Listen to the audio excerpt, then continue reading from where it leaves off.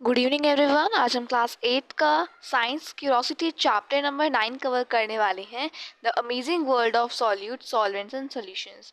आज हम new chapter cover करने वाले हैं क्यूरोसिटी का chapter number 9 of class 8, amazing world of solute solution and आपका जो सॉल्वेंट है उसको कवर करने वाले हैं। स्टार्ट करते हैं, हमारा पार्ट 1 रहेगा। यहाँ पे कुछ क्वेश्चंस दे रखे हैं प्रोब एंड पॉन्डर के, उसको देखते हैं। Why do you think is happening in the picture above. ये जो हमें पिक्चर दे रखी है, इससे आप क्या समझते हैं, इससे क्या हो रहा है। यहाँ पे सॉल्ट का फॉर्मेशन हो रहा है थ्रू इवेपोरेशन। ठीक है, what happens when you add too much sugar to your tea and it stops dissolving. कि जब आप शुगर हद से ज़्यादा चाय के अंदर डाल देते हो कि जब तक वो अब देखो, आपने 1 चम्मच डाली, डिजॉल्व हो गई, 2 चम्मच डाली, डिजॉल्व हो गई। जब आप बहुत ज़्यादा अमाउंट की शुगर डाल देते हो एंड इट स्टॉप डिजॉल्विंग, तो क्या होता है उस टाइम। एंड आप इस प्रॉब्लम को कैसे सॉल्व कर सकते हो। Why do sugar and salt dissolve in water but not in oil. Why is water considered a good solvent. अच्छा, इसी बात से याद रखना कि वाटर को कंसिडर कर जाता है यूनिवर्सल सॉल्वेंट। ठीक है, water is called as an universal solvent. हम वाटर को एक यूनिवर्सल सॉल्वेंट भी कहते हैं। Why are water bottle usually tall and cylindrical in shape instead of spherical. जो वाटर बॉटल्स होती हैं वो टॉल होती हैं, सिलेंड्रिकल शेप में होती हैं, स्पेरिकल शेप में क्यों नहीं होती हैं। इन सभी क्वेश्चन हम इस चैप्टर में कवर करेंगे। स्टार्ट करते हैं अपने इंट्रोडक्शन से। You must have taken an oral rehydration solution. आपने ORS कभी पिया होगा ना, जब आपको चक्कर आया करते थे तो आप ORS पीते थे ना, at some time in your life. ORS is use to treat dehydration by keeping your body hydrated. ORS क्या करता है, बेसिकली आपकी बॉडी डिहाइड्रेट होती है, सो उसको आपको हाइड्रेट कर देता है बॉडी को, और आपको चक्कर आना बंद हो जाता है, इससे आपको रिलीफ मिलता है। You may have learn to prepare ORS at home in curiosity grade 6। हमने ORS बनाना सीख रखा है। ठीक है, you may have wondered why every sip of your homemade ORS taste the same. आपने चीज़ ऑब्जर्व करी होगी, जब भी हम ORS बनाते हैं, घर वाला और बाहर वाला दोनों का सेम रहता है टेस्ट। ठीक है, no matter how much you drink, कितना आप ड्रिंक कर रहे हैं उस ORS को, उस पर मैटर नहीं करता, लेकिन जो टेस्ट है वो दोनों का सेम रहता है। Why does it not taste salty in one sip and sweet in another. ये एक सिप में सॉल्टी एंड दूसरे सिप में स्वीट क्यों नहीं हमें टेस्ट करता है। ऐसा ही क्यों होता है कि हर एक टेस्ट में सेम ही टेस्ट आ रहा होता है। This is because when you add sugar and salt to water. जब शुगर सॉल्ट को डालते हो, देखो ऑयल्स बनाने के लिए आपको शुगर सॉल्ट डालना होता है पानी के अंदर। तो ये कह रहा है कि पहले हमने शुगर डाली तो पहले सिप में शुगर का टेस्ट आया, दूसरे सिप में आपका सॉल्ट का टेस्ट आता है। ऐसा क्यों नहीं होता, दोनों का ही टेस्ट सिमिलर क्यों आता है हर सिप में। सो बिकॉज जब हम शुगर सॉल्ट को डालते हैं, वो एक मिक्सचर फॉर्म करते हैं इन विच जो कॉम्पोनेंट्स होते हैं वो डिस्ट्रीब्यूट हो जाते हैं इवनली, वो अच्छे से मतलब इक्वली डिस्ट्रीब्यूट हो जाते हैं। इस वजह से पानी का जो टेस्ट होता है, जो हमारा ORS सोल्यूशन होता है, उसका टेस्ट सिमिलर आता है। Can predict whether this mixture is uniform और नॉन यूनिफॉर्म। अब आप जो हमने चैप्टर पढ़ा था चैप्टर 8, उसको याद करते हुए आप बता सकते हैं कि ये जो हमने मिक्सचर बनाई यूनिफॉर्म है, नॉन मिक्सचर या नॉन यूनिफॉर्म है। So it is a uniform mixture, because यहाँ पे हम देख नहीं सकते कि शुगर कौन सा पार्ट में, सॉल्ट कौन से पार्ट में, वाटर कौन से पार्ट में। ठीक है, so mixture is uniform. what happens then when chalk powder is mixed with water। जब हम चॉक पाउडर को वाटर के अंदर मिक्स करते हैं तो क्या होता है, क्या वो यूनिफॉर्म मिक्सचर फॉर्म करता है। And when when salt and sugar are mixed with water, एक यूनिफॉर्म मिक्सचर फॉर्म होता है, जो कि हमने चैप्टर 8 में पढ़ा था। वेयर जब हम चॉक पाउडर या सैंड को ऐड करते हैं, या सॉल्ट डस्ट जो हो जाता है, ठीक है, वाटर के अंदर ऐड करते हैं, मिक्स करते हैं, वो मिक्स नहीं होता, उसके कंपोनेंट्स नीचे बैठ जाते हैं, वो इवनली डिस्ट्रीब्यूट नहीं होता है। सो इन मिक्सचर्स को नॉन यूनिफॉर्म मिक्सचर्स कहते हैं, जो कि हमने पढ़ा हुआ था। ये वही चीज़ आ गई है थोड़ा इंट्रोडक्शन में। Let us explore the science of mixing things together with the first topic 9.1 what are solute solvent and solution. Start करते हैं अपने न्यू टॉपिक से। एक यूनिफॉर्म मिक्सचर में पता है, यूनिफॉर्म मिक्सचर में आप सॉल्ट शुगर ले सकते हैं। जब हम सॉल्ट शुगर को वाटर के अंदर मिक्स करते हैं तो उसको सॉल्यूशन कहते हैं। अच्छा देखो, यूनिफॉर्म मिक्सचर क्या होता है, दोबारा रिवाइंड करते हैं। यूनिफॉर्म मिक्सचर क्या होता है, इसके अंदर जो सभी कंपोनेंट्स होते हैं उनको डिस्टिंग्विश नहीं कर सकते by seeing with our naked eye. ठीक है, उसमें जो कंपोनेंट्स होते हैं वो इवनली डिस्ट्रीब्यूटेड होते हैं, दैट्स वाई हम उनको डिस्टिंग्विश नहीं कर सकते। ठीक है, अब यूनिफॉर्म मिक्सचर जैसे कि सॉल्ट और शुगर एंड वाटर, ये सभी सोल्यूशंस हैं। ठीक है, when ever a solid is mixed with a liquid, जब हम किसी सॉलिड को लिक्विड के अंदर मिक्स करते हैं टू फॉर्म अ सोल्यूशन, जो सॉलिड कंपोनेंट होता है उसको सॉल्यूट कहते हैं। सॉलिड का एग्जांपल देखो, बेसिकली देखो, अब आप समझोगे एग्जाम्पल के तो समझ में आ पाएगा आपको। मान लो हमारा एक सोल्यूशन है, सोल्यूशन आप सभी को पता है, ठीक है। सॉल्ट और शुगर, आप वाटर को मिक्स करोगे तो सोल्यूशन बन जाएगा। सोल्यूशन को आप ले सकते हो। सोल्यूशन देखो बेसिकली क्या होता है, जब आप सॉल्वेंट प्लस सॉल्यूट करते हो तो आपका क्या फॉर्म होता है, सोल्यूशन फॉर्म होता है, ठीक है। इजी से रिमाइंड रखोगे। सोल्यूशन तो हमें पता ही है, जो हमारा एंड में जो हमारा रिजल्ट आता है by adding solvent and solute, ठीक है। अब देखो सॉल्वेंट और सॉल्यूट में डिफरेंस क्या होता है। देखो सॉल्वेंट हमेशा याद रखो, मैं आपको इसका हैगे बताऊंगी याद करने को। सॉल्वेंट हमारे लिक्विड के लिए होता है, ठीक है। वेयर इज सॉल्यूट आपका एक, जो सॉल्यूट होता है आपका सॉलिड सब्सटेंस के लिए होता है, ठीक है। सॉल्यूट सॉलिड सब्सटेंस के लिए होता है।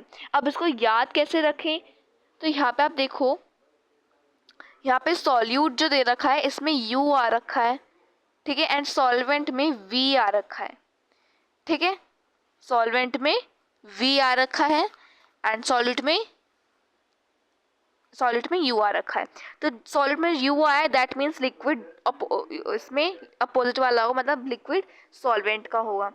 सॉल्यूट में U है, दैट मीन्स लिक्विड का अपोजिट सॉलिड, सॉलिड आ जाएगा, ठीक है।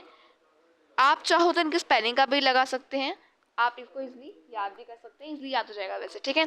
अब समझते हैं। सो सॉल्वेंट एंड सॉल्यूट, देखो सॉल्यूट हमारा क्या होता है, सॉलिड सब्सटेंस को दिखाने के लिए शो होता है, ठीक है। वेयर इज सॉल्वेंट लिक्विड को शो करने के लिए होता है, ठीक है। सो यहाँ पे अगर हम देखें, ये हमारा वाटर है, मैंने आपको अभी थोड़ी देर पहले बताया था water is known as universal solvent, देखो, ठीक है। Water is known as universal solvent, ठीक है।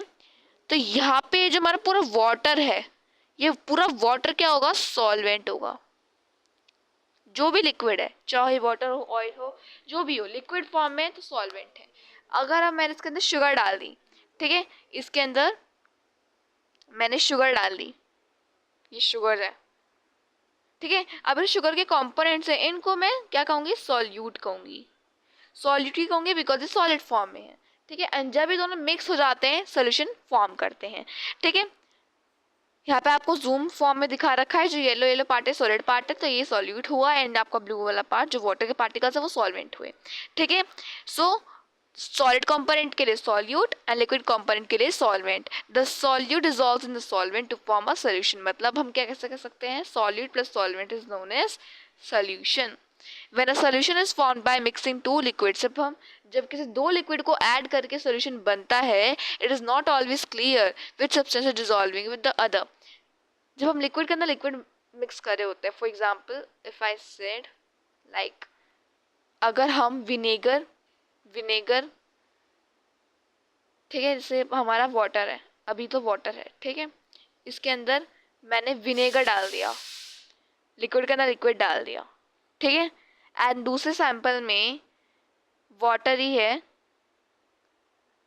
ठीक है, मैंने इसके अंदर क्या डाल दिया, ऑयल डाल दिया। सो कौन से केस में आपको ऑयल और वाटर या विनेगर और वाटर, मतलब लिक्विड, दोनों लिक्विड अलग दिखेंगे, तो ऑयल एंड वाटर में अलग दिखेंगे। वाई, बिकॉज कुछ जब हम दो लिक्विड को ऐड करते हैं, कुछ सोल्यूशन हमें क्लियर नहीं होती कि कौन सा किसके अंदर डिजोल्व हो रहा है। इन सच केसेस जो सब्सटेंस होते हैं present in smaller amount is called solute, जो स्मॉल अमाउंट में डालते हैं उनको सॉल्यूट कहते हैं। देखो सॉल्यूट का आप एक और चीज़ लगाओगे, देखो उसकी स्मॉल स्पेलिंग है सॉल्वेंट के हिसाब से, तो ये स्मॉल चीज़ों को रिप्रेजेंट करता है, वेयर एज सॉल्वेंट लार्ज चीज़ों को रिप्रेजेंट करता है। मतलब जो लार्ज अमाउंट में है वो सॉल्वेंट है, स्मॉल अमाउंट में सॉल्यूट है, ठीक है। while the other one is large amount is known as solvent, ठीक है। We know that A is a mixture, would a mixture of gases also be a considered solution? Mixture of gases को भी हम solution कह सकते हैं, yes, gas and gas is also solution। Just as water act as a solvent in liquid solution, gas can also form solution with air being a common example। Air के अंदर देखो कितने सारे और गैसेस हैं, तो वो भी सोल्यूशन ही तो है एक तरीके से। एयर एक हमारा गैसियस सोल्यूशन है, ठीक है। Since nitrogen is present in the largest amount in the air, nitrogen सबसे ज़्यादा लार्ज अमाउंट में, वी नो 78%, तो नाइट्रोजन हमारा क्या हो गया, सॉल्वेंट हो गया लार्ज अमाउंट में। ऑक्सीजन, आर्गन, कार्बन डाइऑक्साइड, बाकी गैसेस सॉल्यूट्स हो गई, वाई, बिकॉज वो किस में है, स्मॉल अमाउंट में है। किस में है, स्मॉल अमाउंट में है। एवन हर्ड ऑफ द चाशनी, जब हम गुलाब जामुन खाते हैं, कोई मीठी आपका मिठाई खाते हैं, कोई मीठी चीज़ खाते हैं, रसगुल्ला खाते हैं या गुलाब जामुन खाते हैं, तो उसकी जो चाशनी होती है, चाशनी मतलब शुगर सिरप, ये इंडियन स्वीट गुलाब जामुन का ही एक लार्ज अमाउंट, मतलब बहुत अच्छी चीज़ होती है, मतलब इसके लिए खाने के लिए होती है। हमने पता है चाशनी में, पता है इंडिया में बहुत अच्छा कल्चर है इसका, ठीक है, इन मेकिंग स्वीट्स, ठीक है। सो चाशनी इंडियन स्वीट गुलाब जामुन में यूज़ होती है इन अ लार्ज अमाउंट, ठीक है, लार्ज अमाउंट में चाशनी होती है विद द गुलाब जामुन। अब चाशनी के अंदर लार्ज अमाउंट का भी शुगर होता है, ठीक है, लार्ज अमाउंट का शुगर होता है, that's why it is called as sugar syrup, ठीक है, जिसके अंदर लार्ज अमाउंट का शुगर होता है जो कि सॉलिड होता है, जो कि डिजॉल्व होता है in small amount of water, liquid. Come amount का वाटर होता है और ज़्यादा अमाउंट का शुगर रहता है, दैट्स व्हाई इसकी जो डेंसिटी होती है, ठीक है, लिक्विड की डेंसिटी होती है वो हाई रहती है। हाउएवर वाटर जब भी हमारा सॉल्वेंट ही रहता है, शुगर जब भी हमारा सॉलिड ही रहता है, ठीक है, क्योंकि हमने पढ़ा था ना सॉल्वेंट लार्ज चीज़ों के लिए यूज़ होता है, जो लार्ज चीज़ें होती हैं, एंड सॉल्यूट हमारा स्मॉल चीज़ों के लिए यूज़ होता है। बट हैंस वाटर्स आपका कहते हैं कम अमाउंट में होने के बाद भी सॉल्वेंट है, वेर सॉल्यूट जो हमारा शुगर है ज़्यादा अमाउंट होने के बाद भी सॉल्यूट है। वाई? बिकॉज सॉल्यूट हमारा सॉलिड चीज़ों के लिए, सॉल्वेंट हमारा लिक्विड चीज़ों के लिए। नेक्स्ट टॉपिक में मूव होते हैं। टॉपिक 2 है हमारा 9.2, how much solute can a fixed amount of solvent dissolve. कितना सॉल्यूट एक फिक्स्ड, मतलब कितना फिक्स्ड अमाउंट है, कितना मैक्सिमम अमाउंट का सॉल्वेंट, सॉरी मैक्सिमम अमाउंट का सॉल्यूट किसी सॉल्वेंट के अंदर डिजॉल्व हो सकता है, उसकी कैपेसिटी क्या है, इस एक्टिविटी के थ्रू जानेंगे। Activity 9.1, let us investigate. So take a clean glass tumbler and fill it with the half of water. हमें क्लीन ग्लास टम्बलर लेना है, उसके अंदर आधा पानी भर देना है और उसके अंदर 1 स्पून सॉल्ट डाल देनी है और उसको अच्छे से डिजॉल्व करना है कंप्लीट, जब तक वो कंप्लीट डिजॉल्व नहीं होता तब तक उसे आपको स्टर करना है। Gradually add a spoonful of salt into the glass tumbler and stir. एक और स्पून डालो सॉल्ट की, उसे डिजॉल्व करो, मतलब स्टर करो, एंड ऑब्जर्व करो कि कितनी स्पून आप सॉल्ट की डाल सकते हो जब तक वो स्टॉप ना हो जाए in dissolving completely. Record your observation table 9.1 and given this table. यहाँ पे आपको लिखनी है चीज़ें, ठीक है। सम डिस्कशन पॉइंट्स है, कुछ डिस्कशन पॉइंट्स हैं कि how many spoons of salt were you able to dissolve before some of it remain undissolved. कितना आप स्पून डाल सकते हैं सॉल्ट का जब तक वो स्टॉप ना हो डिजॉल्व होने के लिए। What does this indicate about the capacity of water to dissolve salt. क्या कैपेसिटी है वाटर की टू डिजॉल्व सॉल्ट, यही बतानी है हमें। तो यहाँ पे you might have observe that initially शुरुआती तौर पे सॉल्ट जो है कंप्लीट डिजॉल्व हो पा रहा है वाटर के अंदर, forming a solution. After adding a few more spoons of salt a stage comes when the added salt does not dissolve completely. एक स्टेज आती है इसमें सॉल्ट कंप्लीट डिजॉल्व नहीं हो पाएगा और अनडिजॉल्व सॉल्ट हमारा सेटल हो जाएगा बॉटम पर, ये जो कि इंडिकेट करेगा कि वाटर अब ज़्यादा डिजॉल्व नहीं कर सकता मोर अमाउंट ऑफ सॉल्ट को, बिकॉज वो अपने लिमिट पर जा चुका है सॉल्ट का dissolution in the water. The solution in which more solute can be dissolve at a given temperature. Given temperature में जब कोई ज़्यादा सॉल्यूट डिजॉल्व हो रहा है सोल्यूशन में, उसको हम अनसैचुरेटेड सोल्यूशन कहते हैं, ठीक है। However when the solute stops dissolving and begins at to settle at the bottom, जब सॉल्यूट स्टॉप हो जाता है डिजॉल्व होना और जो जब नीचे बैठ जाता है तो उसको हम कहते हैं सैचुरेटेड सोल्यूशन। सैचुरेटेड मतलब समझ जाओ, सैट मतलब सिट का पास्ट टेंस हुआ, जिस वजह से जो पार्टिकल्स है वो नीचे बैठ जाता है। सैचुरेटेड मतलब सोल्यूशन जिसके अंदर सॉल्वेंट नीचे आपका बैठ जाता है, ठीक है। The amount of solute present in a fixed amount of solution या सॉल्वेंट, उसको हम कॉन्सेंट्रेशन कहते हैं। Depending upon the amount of solute present in a fixed quantity of solution, कि कितना सॉल्यूट हमने डाला है उस फिक्स्ड अमाउंट ऑफ सोल्यूशन में, उसको हम डिल्यूट सोल्यूशन कहते हैं, मतलब लेस अमाउंट ऑफ सॉल्यूट जिसके अंदर लेस अमाउंट का सॉल्यूट होता है, और कॉन्सेंट्रेटेड सोल्यूशन भी कहते हैं, कॉन्सेंट्रेटेड सोल्यूशन भी कहते हैं जिसके अंदर ज़्यादा अमाउंट का सॉल्यूट होता है।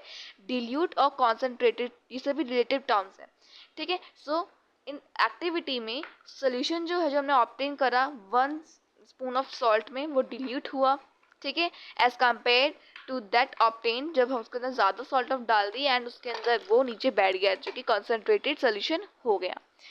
So can you now reflect which solution is more concentrated, में से कौन सा कॉन्सेंट्रेटेड सोल्यूशन है। 2 spoon in of salt in 100 ml और आपका 4 spoon of salt in 50 ml of water. आप मुझे कमेंट सेक्शन में बताएंगे। फ्रॉम एक्टिविटी 9.1, जो हमारी 9 एक्टिविटी है, वी कैन से दैट जो मैक्सिमम अमाउंट का हमारा सॉल्यूट है जो डिजोल्व वो एक फिक्स अमाउंट ऑफ सॉल्वेंट में, उसको हम सॉल्युबिलिटी कहते हैं।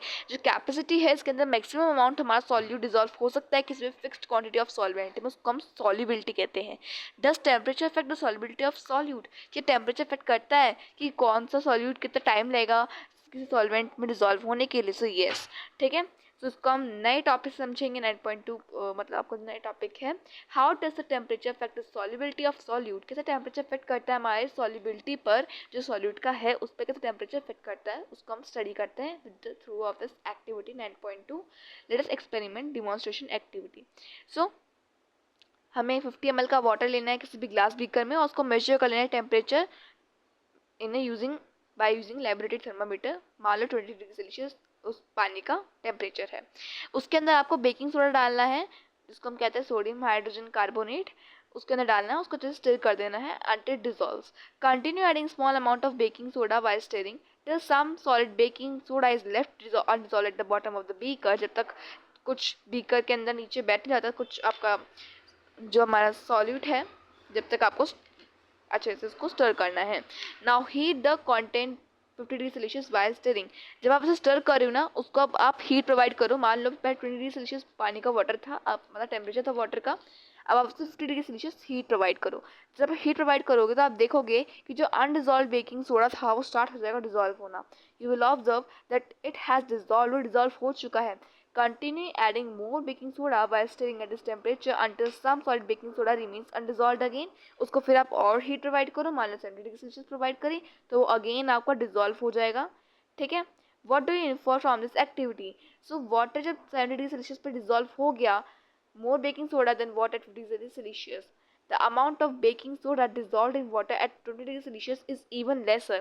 पहले 20 डिग्री सेल्सियस पे अमाउंट ऑफ बेकिंग सोडा हुआ, जब नहीं हुआ उस पर और स्टर, हम उसको हीट प्रोवाइड करी 50 डिग्री सेल्सियस पे, वो हीट के थ्रू आपका स्टर हो गया। फिर हमने और बेकिंग सोडा डाली, वो और नहीं हो पाया, और हीट प्रोवाइड करी, वो हो गया। So it has been found that for most of the substances जो सॉल्युबिलिटी होती है वो इंक्रीज होती है जब आपका टेम्परेचर भी इंक्रीज होता है। We can also say that जो सैचुरेटेड सोल्यूशन होता है किसी पर्टिकुलर टेम्परेचर पे बिहेव करता है एक अनसैचुरेटेड सोल्यूशन। अगर टेम्परेचर इंक्रीज हो जाए तो वो अपना स्टेट चेंज कर सकता है। ये हमारा साइंटिफिक हेरिटेज है। Water has primarily been use solvent for the preparation of medicinal formulas in Ayurveda, Siddha and other traditional systems of medicine in India, we know this. Additionally जो ड्रग फॉर्मेशंस होते हैं, जो हाइड्रो एल्कोहलिक एक्सट्रैक्ट्स होते हैं herbs के, उसके अंदर भी वाटर यूज़ होता है। The Indian systems of medicine have also refer to use of oils, oil भी यूज़ होता है, घी भी यूज़ होता है, मिल्क भी, and other substances as solvents for drug formations, so to help achieve the therapeutic benefits of the drug. अब यहाँ पे एक साइंटिस्ट के बारे में बात कही जा रही है जो कि है असीमा चटर्जी, जिनको हम जानते हैं उनके developing anti epileptic and anti malarial drugs के थ्रू। इन्होंने इस चीज़ पे काम करा था। She use solvents and solutions extensively to extract and isolate important compounds from medicinal plants. She earned a doctorate of science, becoming the second Indian woman to do so after Janaki Amla. She became the first woman to receive the Shanti Swaroop Bhatnagar Award in the field of chemical science and was honored with the Padma Bhushan. ठीक है। अब next question आता है कि gases भी dissolve होती है क्या वाटर के अंदर? Yes.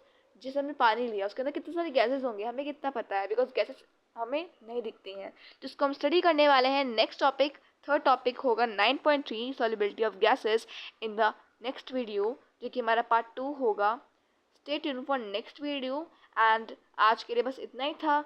Thank you for watching the video. If you like my channel, so please subscribe to it and share it for more updates. अगर आप किसी और चैप्टर पे एक्सप्लेनेशन चाहिए so you can comment me down later. किसी question पे doubt हो तो आप मुझसे कमेंट सेक्शन में पूछ सकते हैं। एंड आपको किसी और सैम्पल पेपर, कोई सब्जेक्ट से रिलेटेड वीडियो चाहिए या आपको किसी चैप्टर की एक्सप्लेनेशन वीडियो चाहिए, आप मुझे कमेंट सेक्शन में बता सकते हैं। Thank you for watching the video.